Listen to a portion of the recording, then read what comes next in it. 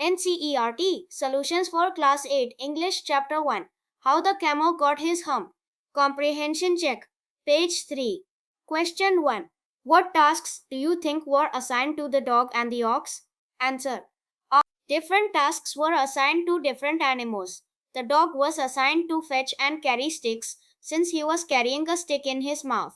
The ox was assigned to plow the field as there was a yoke on his neck. Question 2. Why did the camel live in the middle of the desert? Of all the animals, the camel was the laziest animal as he did not want to work and help man. Hence, he lived in the middle of a howling desert because he did not want to work. He ate sticks, thorns, and prickles, and whenever anybody came to speak to him, he just said humph and nothing more.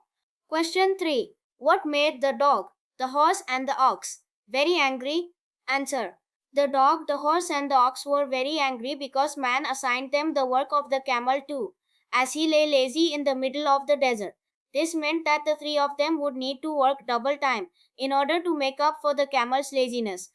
Question 4. How did the jinn know the horse was complaining against the camel? Answer. While the other animals were assigned the camel's work due to his laziness, the horse complained against the camel to the jinn who was in charge of all the deserts.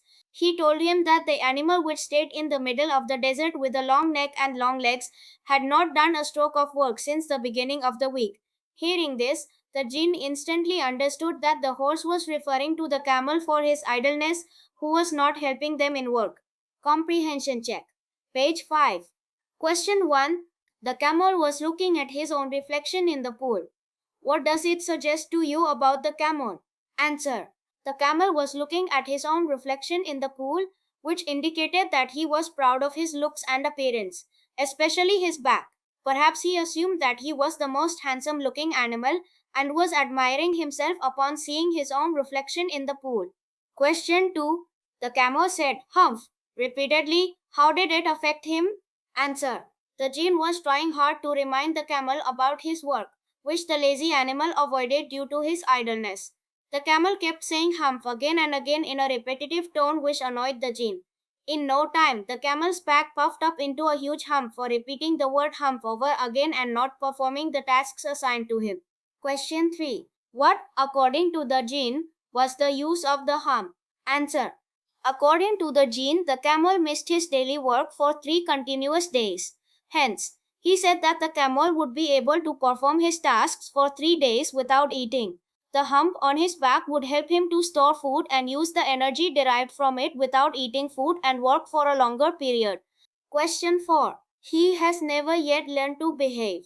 In the light of this, what is the writer's opinion about the camel? Answer. As per the writer, the camel is a very lazy animal which loves sitting idle and avoids doing work. All day he would spend eating sticks, thorns, and prickles. However, after he got the hump, the jinn asked him to go out of the desert and help the other three animals, horse, ox, and dog, and also behave like others while working. It was due to his laziness that he missed performing tasks for 3 days.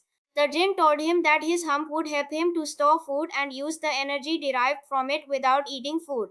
It would also help him to finish the pending work, and he would continue carrying the hump and living in the desert forever.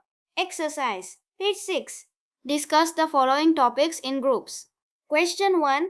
Can this story be factually true? Answer. No. It is not a factually true story. It is an imaginative tale. Question 2. What, according to you, is the story about? Consider the following. How the world began. Why everyone should do his/her share of work seriously. How animals are important to humans. How the camel got his hump. Answer. How the camel got his hump. Question 3. What did you do over the weekend? Were you generally active or idle? Please check your back before starting to discuss or answer the question. Answer. The last weekend I woke up at 8 a.m. and did some physical exercise in the morning. I helped my mother in doing the household chores. In the evening I played badminton with my sister. Overall, I spent my weekend in an active manner.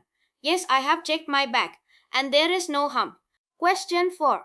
While there are broadly two categories of workers, those who prefer to do today what they can do tomorrow, and those who prefer to do tomorrow what they can do today. Where do you belong? Answer. I belong to the first category of workers, i.e., those who prefer to do today what they can do tomorrow. This implies that I prefer doing my work promptly on time rather than unnecessarily piling it up for the future.